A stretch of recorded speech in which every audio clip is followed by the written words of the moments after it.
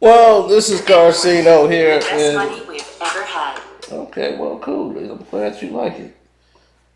This is the movie review for Dune,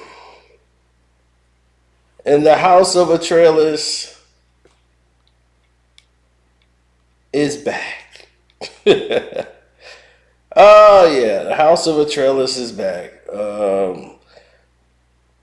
Planet, I think Atreides, I believe is the planet, and this is where all these people have the blue eyes, and they're basically the people that live on this planet, and they use this thing called spice.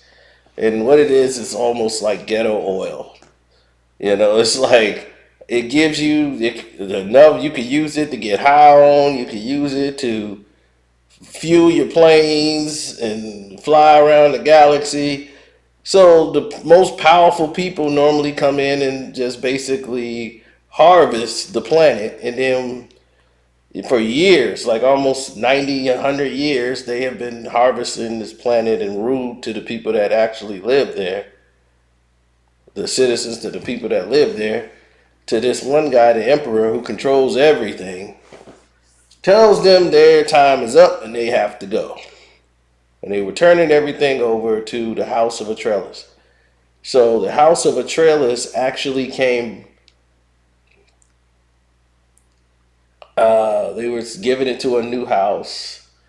And the new house came in, which was done by Isaacs and his character and his family, and they come through, and there's another faction within that faction, and it is really really crazy. Hey everyone, and welcome back to my channel. And I don't know who that is, but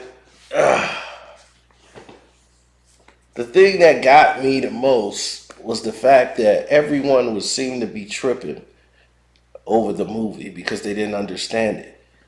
And you would lose if you turn your head for 5 minutes and turn back. You don't know who's with who, which side is who, and what side is whatever.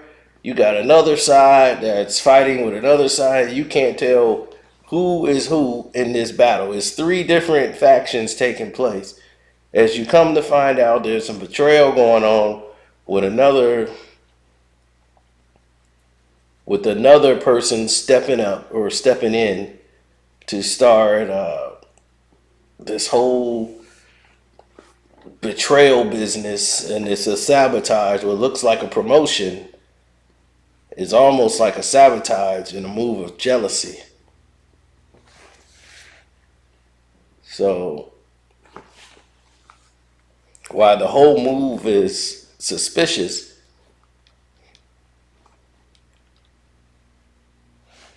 it also is very advantageous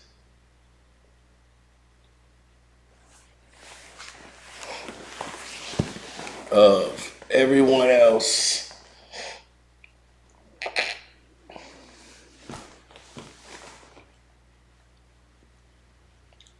It's very advantageous of them to have this go in the direction it's going, to say the least.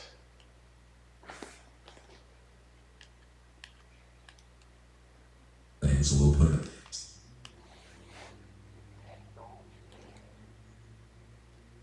Now, for me,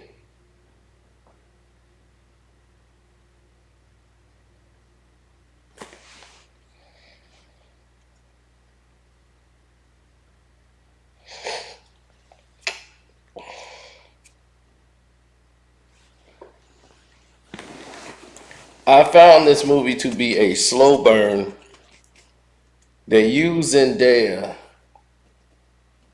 to sell this to the general public,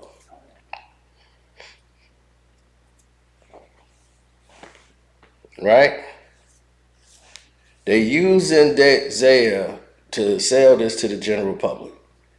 Now, why they're trying to sell this to the general public,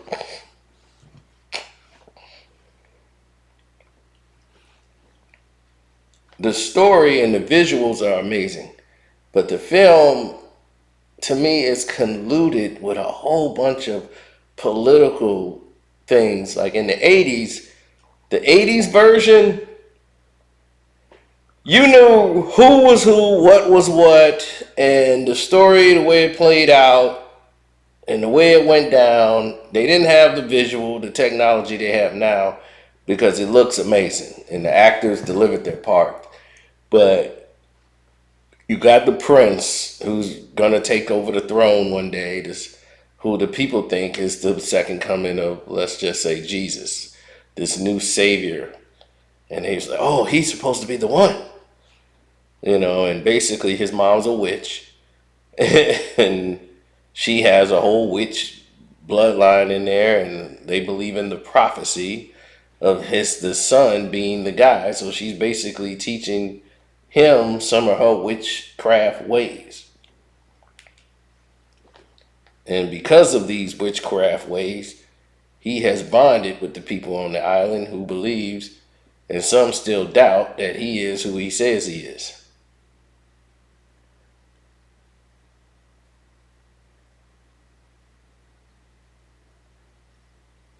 So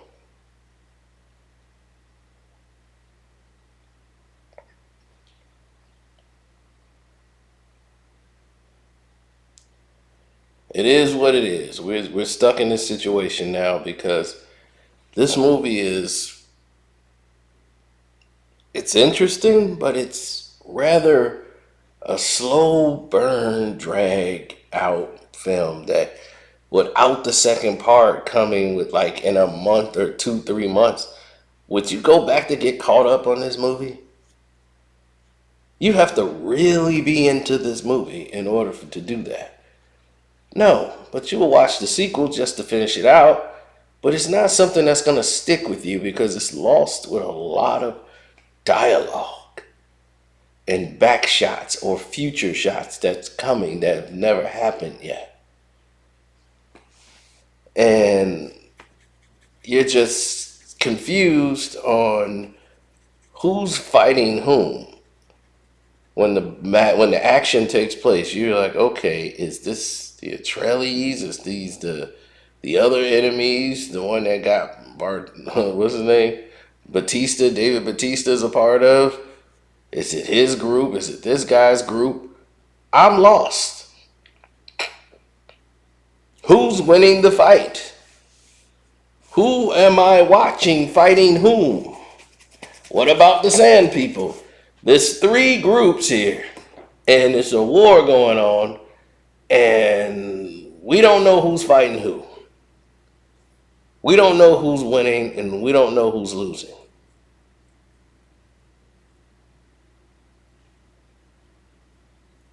But it's a lot of that happening. A lot of that happening right now. So we just got to, keep going and right the ship. But yeah, Dune is all over the place. I give it to me. I gave it 2.5 stars. Matter of fact, make it 3 out of 4. 3 out of 4. But the storyline is just not interesting enough for me.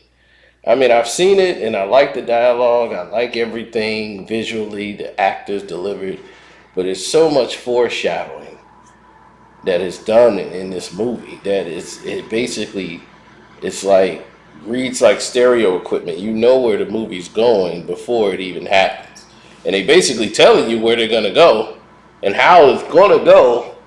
Everything that happens, they're telling you everything that's gonna happen. They show you the vision of Jason Momoa, whatever, him dying, and he's like, "Hey, I saw you die in a vision." Oh no, I'm not dealing.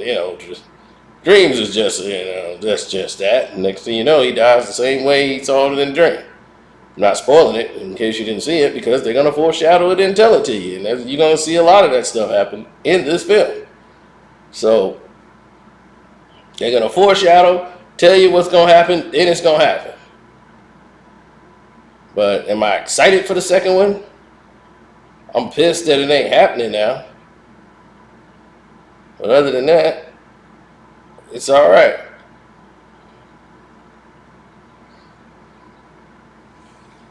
If I don't see it, I'll be okay. If I do see it, cool.